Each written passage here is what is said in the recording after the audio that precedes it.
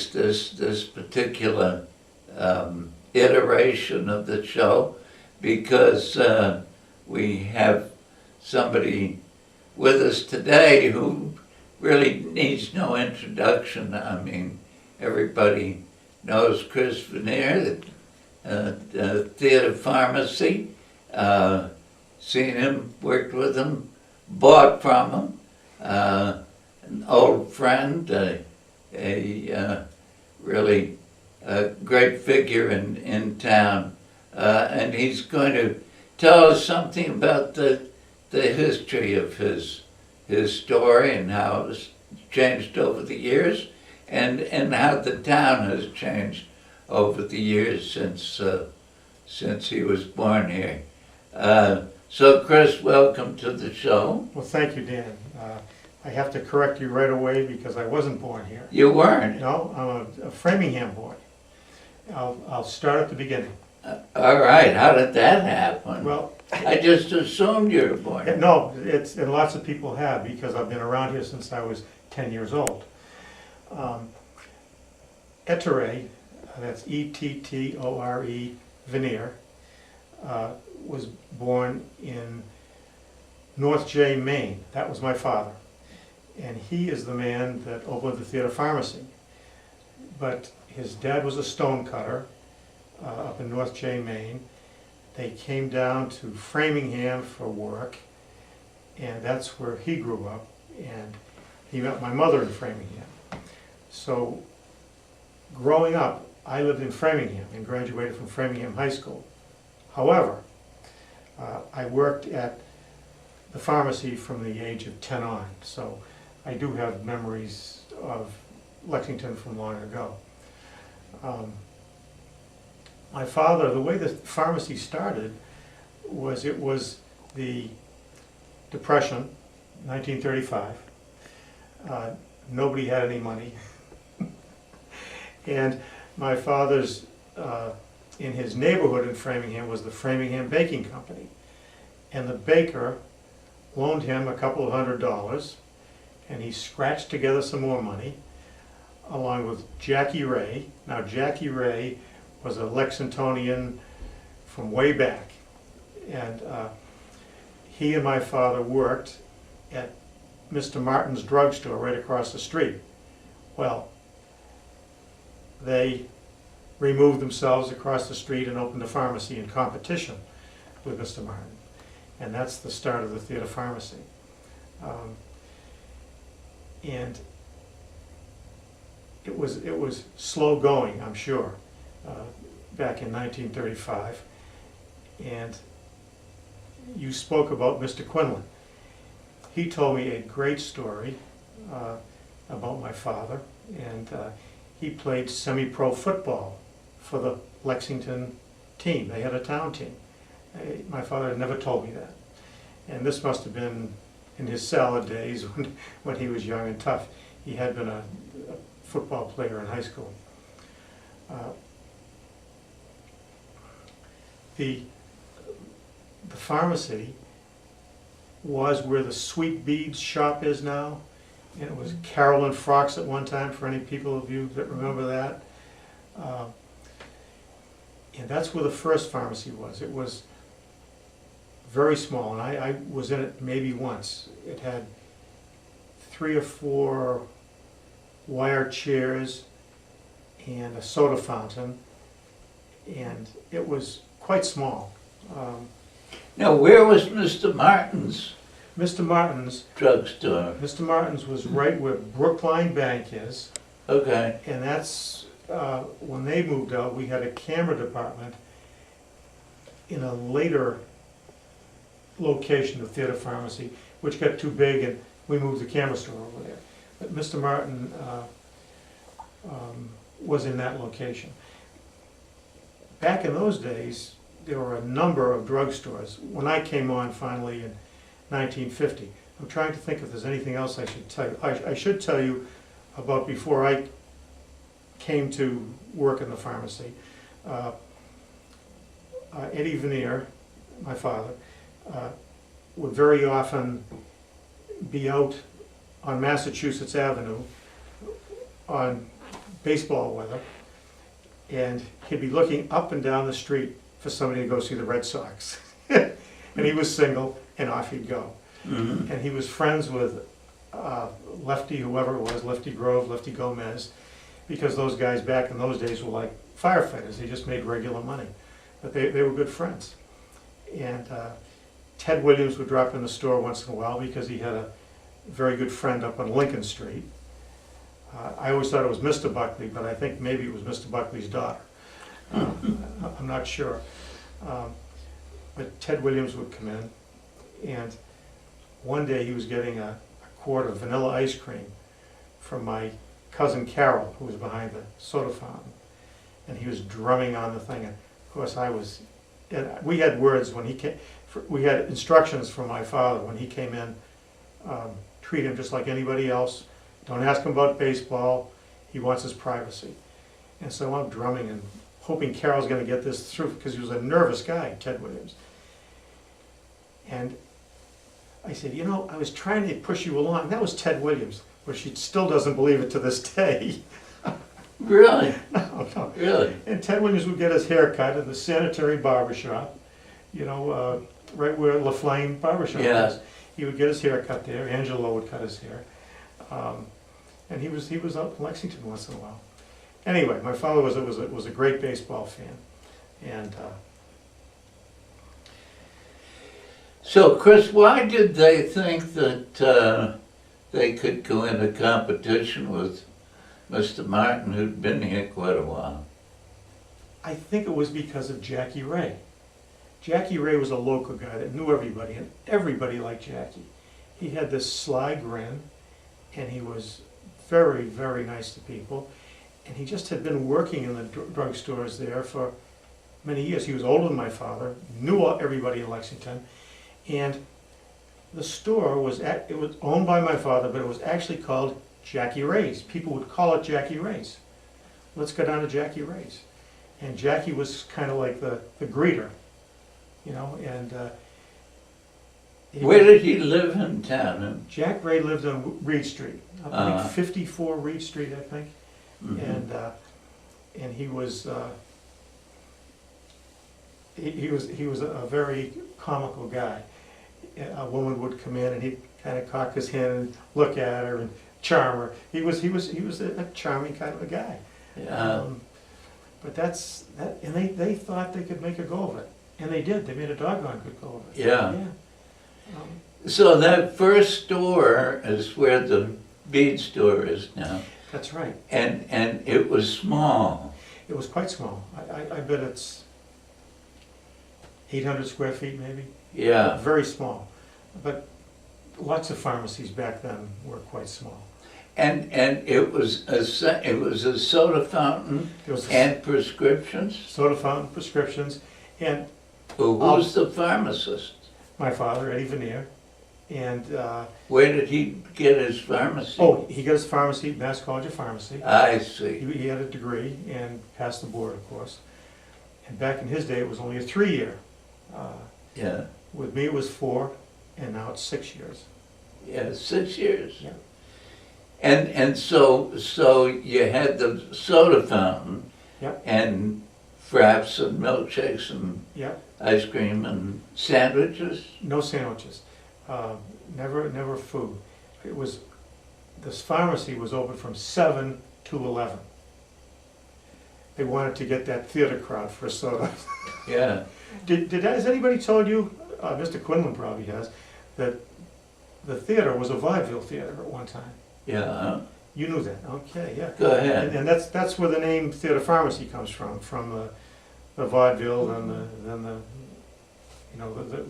movie pictures. And that's where the name comes, next to the pharmacy. And So it was officially Theatre Pharmacy from the start. from the start, yeah, Yeah. TheatrePharmacy, yeah. Yeah. And it was prescriptions and a soda fountain. You know, it What had else? candy and, you know, the typical stuff, milk and magnesia, the Lydia Pickens. Over the counter. Yeah, over the counter stuff, yeah. I don't think they had greeting cards. But I don't remember that first store. The store I really remember is 1950. As I say, I may have been in that one once. Yeah. In 1950, we moved to 1800 Massachusetts Avenue, and it was quite a larger store. And my father wanted to hawk big time to beautiful fixtures, and he had air conditioning. He always was hot. He was a very big man, and he loved that air conditioning. And he always wanted to be the first with everything. So he was the first guy with a drugstore with air conditioning around. And we've got some pictures of that first, Yes, we do. first door. Yes, we do. And you'll see picture of Jackie Ray. There's some other Lexingtonians there, Fran Curtis, Bicky Sutherland, Eddie Larry.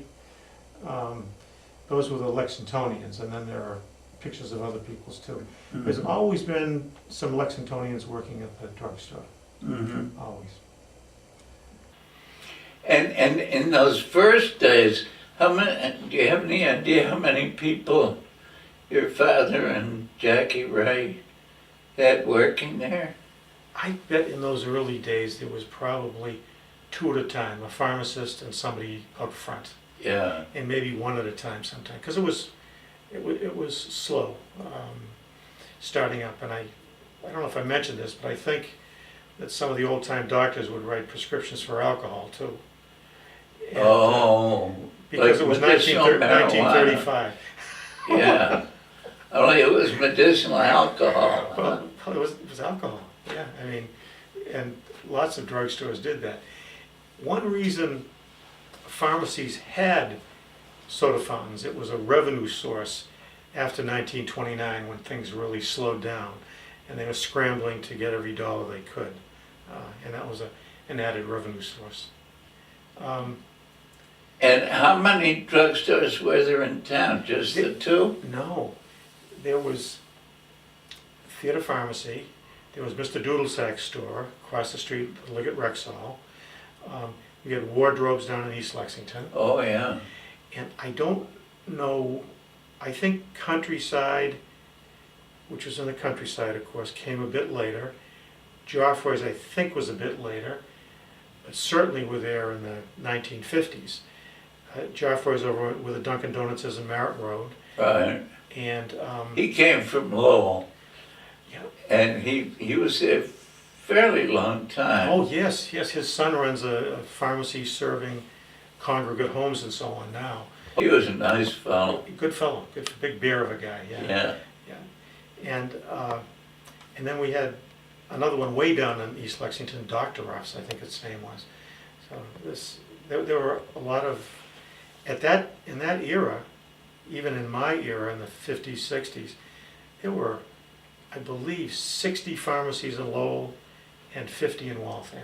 Really? They were like Starbucks, they were on every corner.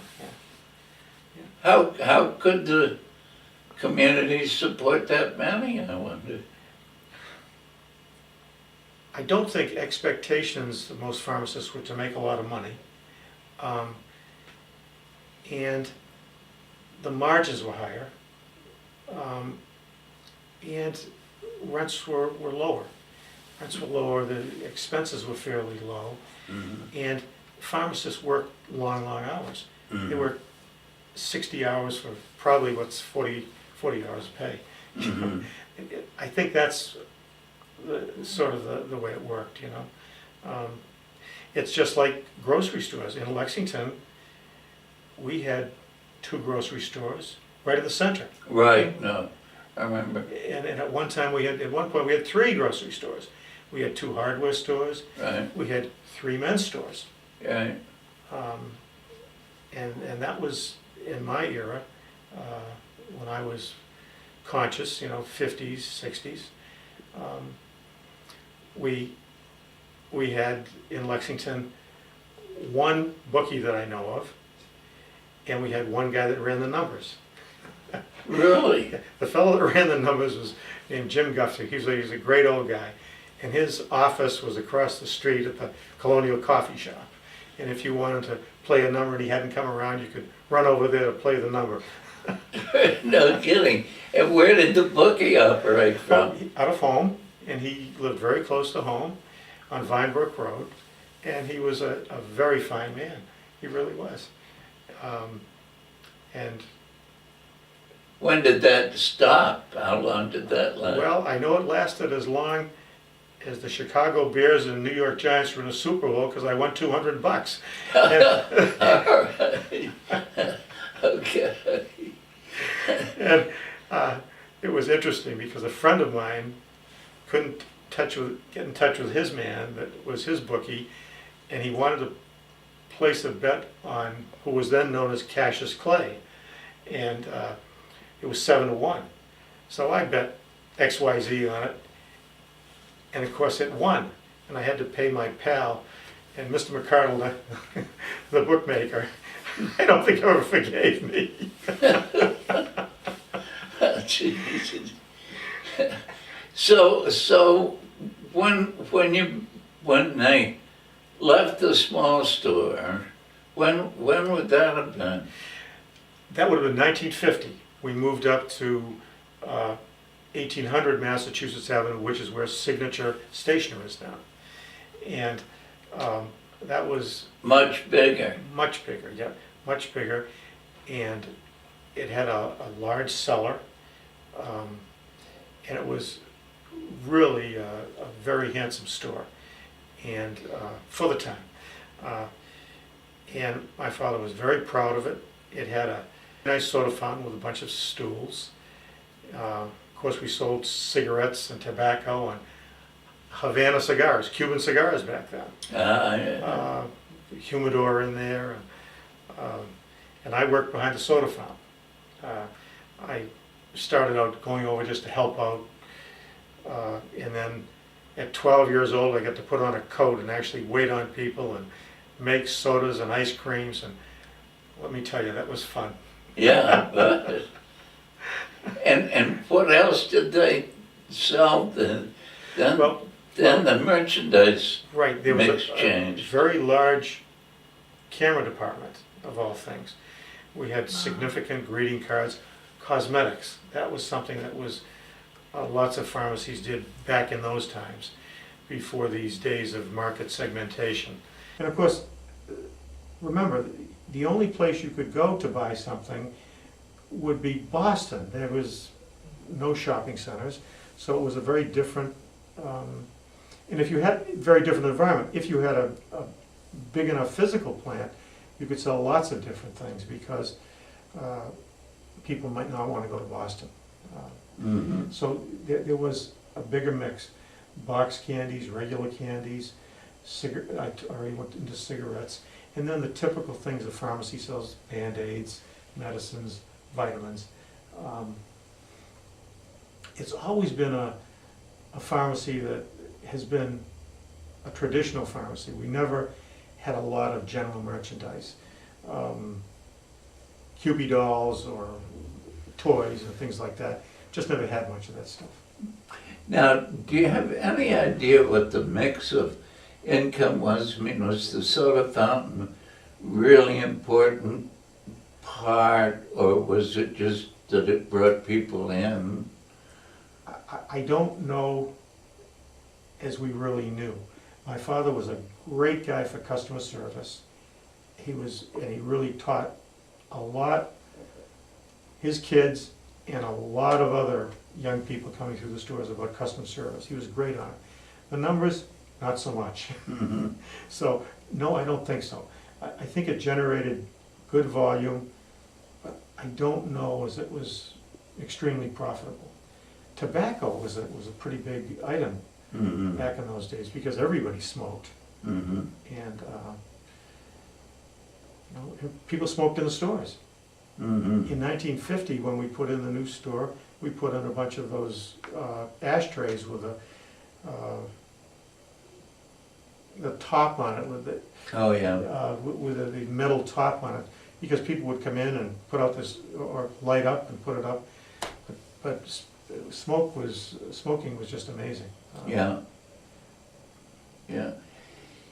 Now, my recollection of the soda fountains was that it was a real sort of hanging out place for kids, wasn't it? More kids than Well, grown-ups. there were kids, but there were some grown-ups who were regulars, let me tell you. Dick Michelson's dad would come in twice a day for a bromo seltzer. Really? Oh, yeah, and we had a couple of other guys that they had to have that bromo seltzer. But there were people that, Mr. Kelly that lived out back, in a two-family out back, he would come in and have a Coke. Always have a Coke. And then we had coffee there, so some people would have a coffee, and then of course they'd have a cigarette, and they might sit there for a significant amount of time. Mhm. It was never a hangout for kids, and we never had any real trouble, I felt, with youngsters, which I was one, until around 1956, 57. And then, I was the one who was doing it, I'd be escorting them to the door and saying, you know, that's all, no more. It was just, civility seemed to lose a little bit back then. Mhm. But it never was what I'd call a hangout. Although, I will tell you, we had a couple of drugstore cowboys that hung out front, but it was done in the nicest way. These two fellows who were a couple of years older than I, and they were from Lexington, I was from Framingham, of course, they came in, and one of them came up to my dad and said, "Would you mind if we hung out in front of your store evenings?"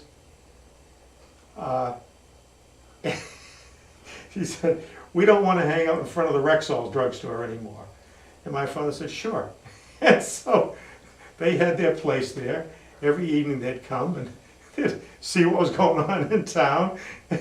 That's what they did every evening. Just stand and watch. And in the wintertime, they'd get their long underwear underneath their suits. And, you know, ties, jackets. So, Really? Yeah. How old? I bet they were maybe 22, 24. Really? Yep. Both. Just hang out there. Yeah, but they both worked hard and continued to work hard. They're both stonemasons. And they were terrific guys. And if my father wanted a favor or something, you know, have them run a prescription somewhere because the delivery wagon was out and somebody needed it, wham. That was another thing that almost every pharmacy did, was deliver back then. And once again, I don't really think that most pharmacies figured out how much it actually cost them. Mm-hmm. Another thing, as I said, back in those days, people didn't have much money, and there was no such thing as a copay, and they'd get a bill for an expensive medication, and they couldn't pay it, so we had charge accounts, of course, and I could be Warren Buffett if I had all that money now, I think.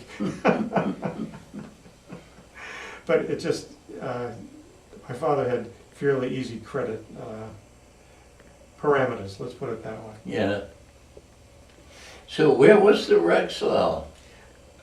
The Rexall, I think it was about where that new kind of natural food restaurant is, or and Right. now it's another successor Oh, to that. Nourish? Nourish, that's it. Yeah, okay, so It's right Rexall about there. was over there. Yeah, that was Mr. Doodlesack. Mr. Doodlesack's daughter still lives in town. Yeah, Yep, she lives in Lexington, lovely woman, yeah. and that lasted quite a while, I think. Oh, goodness, yes, until Mr. Doodlesack wanted to retire. Yeah, He did a good job, yeah. yeah.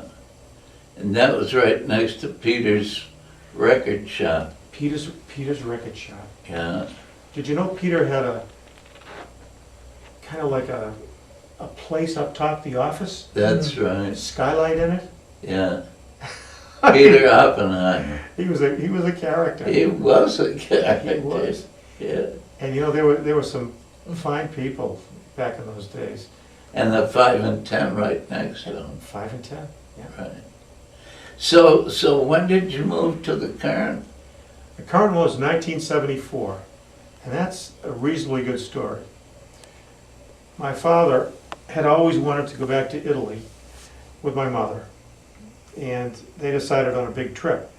And at the time, we were negotiating negotiating a lease on 1800 Massachusetts Avenue. And I had had many meetings with the agent, Mr. Street, and the Vianos owned it. The Vianos were a Lexington family that owned a lot of property. Bud Viano owned the Buick dealership Right. at one time, and but they owned significant property. And we had the deal all set. They insisted on percentage rent. That's the only way they would work things. And so we had a deal. So while my father was away with my mother, they came in, and it was going to be so many $1,000s more. I said, this wasn't the deal. Well, I know it wasn't the deal, the mouthpiece said. I know it wasn't the deal, but this is what the Vianos will get to have. I said, you sure about this? Yeah. So I scrambled everywhere in Lexington, and everything was fully tenanted. There was no place to go. It looked like I was stuck. And I said, look, I've got to think this over. My father's in Italy, I've got to think it over. And I went down, and after scouting everywhere, I went down and talked to Mr. Michelson, Harold Michelson, Dick's dad. And I said, Mr. Michelson, tell me, can you think of any place who might be weak, wants to go out of business or so on? He said, well, not weak, he said, but Hugo Maenza's men's store right next door, always talks about retiring and selling. And so I went in and talked to Hugo. Hugo had a very advantageous lease, and he was able to work something out to sell all his product, men's clothes and accessories, to Marshalls. And they love to buy quality merchandise and sell it at lower prices. And the rent was significantly better, and we had a parking lot out back. And my father came home from Italy, and I told him we were moving the store. So and it's worked out great. I mean, it's been a terrific place. And Well, now, was Maenza's the same size as you? Maenza's was exactly the same size as Okay. Venier. Yep. And where was the spot that you were originally going to move into? I was going to stay where I was. Oh, but he was going to raise the rent. The lease was up, yeah. Ah, And we were on percentage. I And see. as a matter of fact, I don't know if anybody's ever mentioned Sam Parker. That was the Federal Savings Bank, Yeah, which was on the corner where Yeah. Wales Copy Shop is now. Yeah. That was a bank. They had the bank on percentage rent. I mean, and so finally, Sam Parker moved it. Yeah. But you'll hear stories of many people in business about their landlords, and Yeah. mine is not original. Yeah. So how did the store change when you moved into Maenza's? When it changed, when we moved to Maenza's, it became a very much larger prescription department, because as the years went on, the front store became less and less important in all pharmacies, both independent and chain, and prescriptions became much more important. And I think more than anything else, it was because of the tremendous inflation we had in prescription prices and the advances in medicine, and the prescribing we do. There's lots of things today that would not have been able, many conditions back in the day that couldn't be addressed by the medications back then. So for a number of reasons, prescription became much more important. And we gave up tobacco many moons ago. Yeah. When did you give up the soda fountain? When I was 18, 1958. Really? Yeah. And because, why did you stop having a soda fountain? It became more and more difficult to get people to staff a soda fountain. Really? Yeah. That's just the way it is. You still had customers for it? We still had customers for it. Yes, Yeah. we did. And it's remembered fondly by a lot of people. Yeah. But, and there was a sort of a drive for professionalism, they called it, you know. Soda fountain wasn't considered professional. Yeah, soda jerk. You know, that's, Yeah. it's pharmacists up until, oh, I don't know, in the 40s, they could take the test. They didn't have to be graduated from a college. And then that changed. As I said, my father was 3 years, but we had a pharmacist working at one point who hadn't been to college. He went to, it's like a prep course at Boston Pharmacy or something they called it. And then he passed the test. And if you passed the test, you could become a pharmacist. Mm-hmm. But that's a long time ago. Yeah. Now, when there were so many drugstores in town, Yeah. was there a different clientele did you just cater to one part of the town and Rexall to another? I think that the neighborhood stores did cater to their neighborhood. Right. We tried to get everybody, and Yeah. I assume everybody else did too, because you'd like to get as many customers as you could. Yeah, sure. So, but I do think a neighborhood pharmacy was a very common thing back there. Mm-hmm. People could walk to it, many of them. Yeah. Lots of people had one car.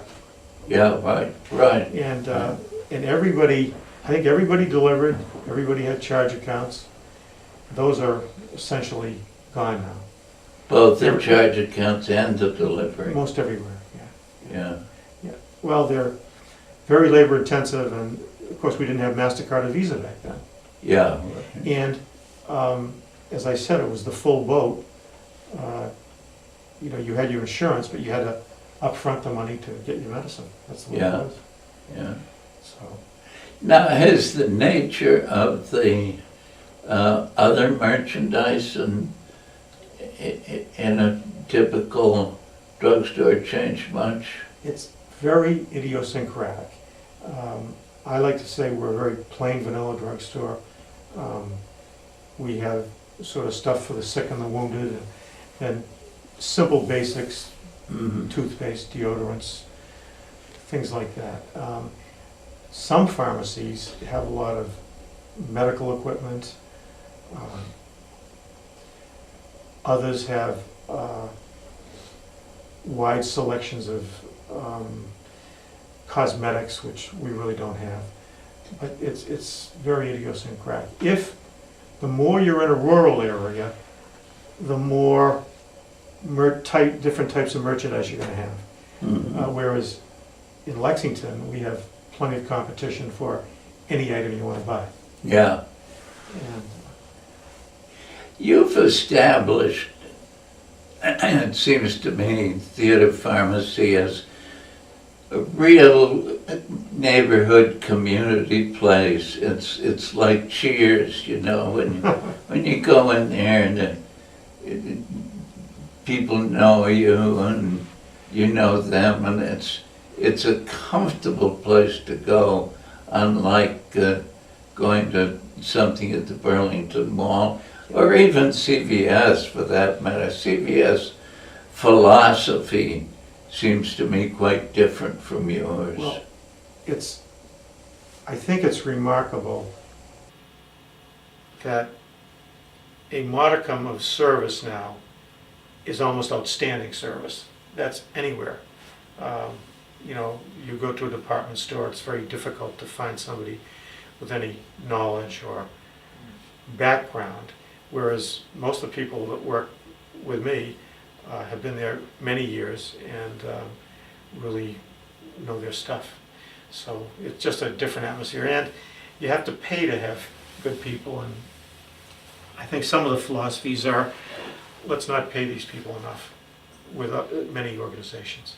So you've had people who've been with you for a long time. And That's right.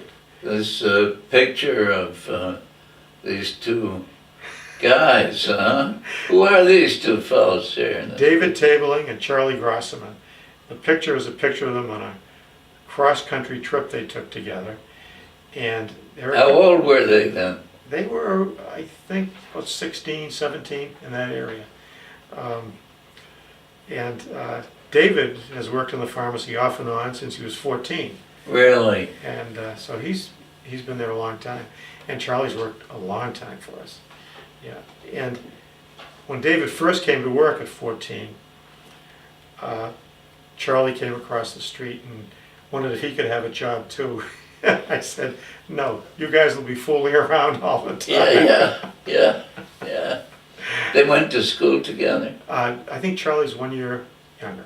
Okay. Yeah. Both in the Minuteman Company together for a long time. You got it. They're pals of yours, or Yeah. frenemies maybe, I don't know. yeah. So that's a long time they've been there. Oh yeah, no. And You have a pretty stable yeah, group. Eric Schrauen, who's a Lexington boy, and Stevie Camilio both worked for us when they were going to college, and they're still there now. Mm-hmm. And they've been there, 20, 15 years, something like that, both of them. And they're the two main pharmacists, yeah. Mm-hmm. Been there a long time. Mm-hmm. And we have Tina and Lisa. Tina Darrow, she's married to a Lexington guy, and Lisa Mullen is Leo McSweeney's daughter, and they've been there a long time too. So there's a lot of knowledge, and they make my life easier. They're great people. Mm-hmm. Mm-hmm. Now, what CVS isn't a drugstore? What? Well, it is. What would you call it? It is a drugstore. It is a drugstore. I mean, they have prescriptions, but they get everything. But remember, there is probably as many CVS's, Walgreens, Rite Aids as, I wouldn't say as many as independents, but they certainly approach the number of independents in the United States. But those stores have been around for a long, long time, Dan. And they have pharmacists, they're pharmacies, they just have an awful lot more general merchandise. They send buyers over to China to buy toys and clothing or whatever they sell. And it's just the way it was. Long's out in California when I was just 22, 23, which is 50 years ago. They had all that merchandise. So even then, and things came east. We didn't have the large chain pharmacies in Massachusetts until about 1970. And Dick Davidson of Davidson's Pharmacy in Bedford, he was 1 year ahead of me at school, a very good friend of mine. And we got together when we found out they were coming in, and there were no co-pays back in those days.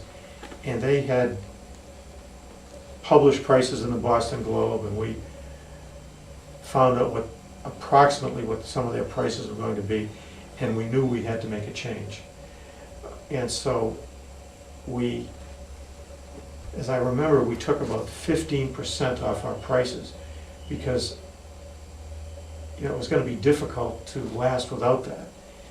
And we had a very rugged 3 months paying our bills, and then we began to gain market share and got to a position where we could compete with these people at the lower prices. we get the volume up high enough. And I was very happy about that because I was blessed with one of the first 5 or 6 CVS's in Lexington. Yeah. And a fellow I went to school with called me up and said, "Chris," he said, "we're opening a store across the street." He said, but there won't be a pharmacy in there. Oh, great. Well, the first day they were open, there was a pharmacy there. Yeah. Yeah. And our telephone is 781-862-4480.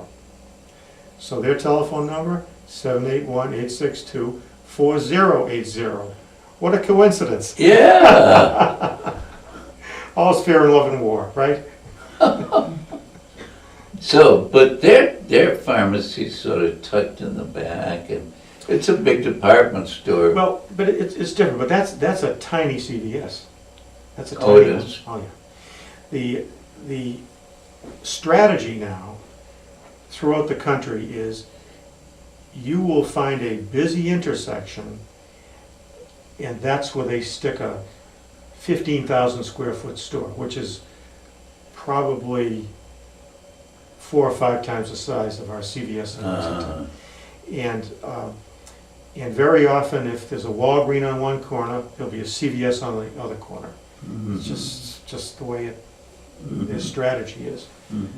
But they also buy up independent pharmacies. They're very anxious to buy up independent pharmacies because they realize that we're kind of niche service providers. We can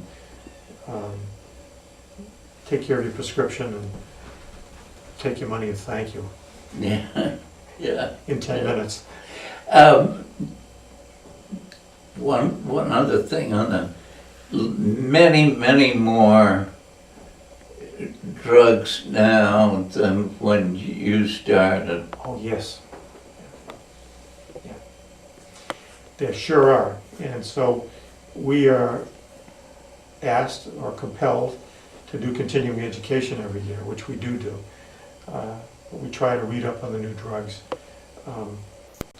But the flow of drugs is slowing. It's not so easy to get an agent that really has value.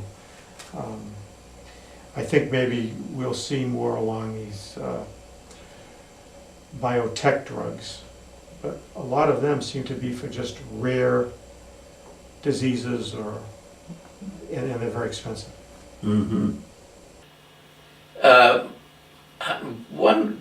One other area, you've been here since you were 10. That's quite a few years. Yeah. What are the biggest changes in the town since you first worked here and then moved here? I'll tell you what's a remarkable change, and I only know this because someone at the camera store somewhere around 1950 or 52, that's right where Brookline Bank is, Yeah. a fire hydrant popped right up near the green. And there's an 8mm movie of this geyser. And you look at the traffic, and the traffic was almost nil. Yeah. This was on a weekday. Yeah. The traffic is remarkable. Yeah. But of course, there's nobody that lived in Acton or Littleton back then, or, you know. And we had sisters that came in the pharmacy, the Graham sisters. They owned a farm where most of the Burlington Mall is now. Yeah. So that was a farm, for goodness sakes. Yeah. Other changes in the town, Dan. Well, just as I've mentioned before, you had a mix of lots of places you could buy basics, and now that is Burlington Mall almost, or other places, TJ Maxx or whatever. Other changes in the town. I think there was more economic diversity in Lexington than there is now. I think there were more people of modest means, I might say. There were definitely more characters back then. there was a restaurant which is right next to the station, the renovated station. I don't know, what do we call Depot? it? Depot, yeah. There was right in the Depot Square called Ann Phillips. And Alan Adams, who was the publisher of the paper, Yeah. he would eat lunch with a bunch of his friends and the old settlers at Ann Phillips. And she made pie, peach pie and apple pie. She made the greatest pies ever. But you had to buy a sandwich or a dinner if you were going to have a pie. It was kind of low key, and it was a slower moving. The bankers went home at 3, and Mr. Rowe of Rowe Chevrolet Yeah. would come in, and he'd be with his partner, and I can't remember his partner's name. And the bankers and the people in the town, you know, they'd be very well dressed, and they'd have, look, people were better dressed back then. They'd have on the camel's hair coats, and man, I thought they were something. Yeah, yeah, yeah. Well, I think the town was much more centralized in its control back in those days.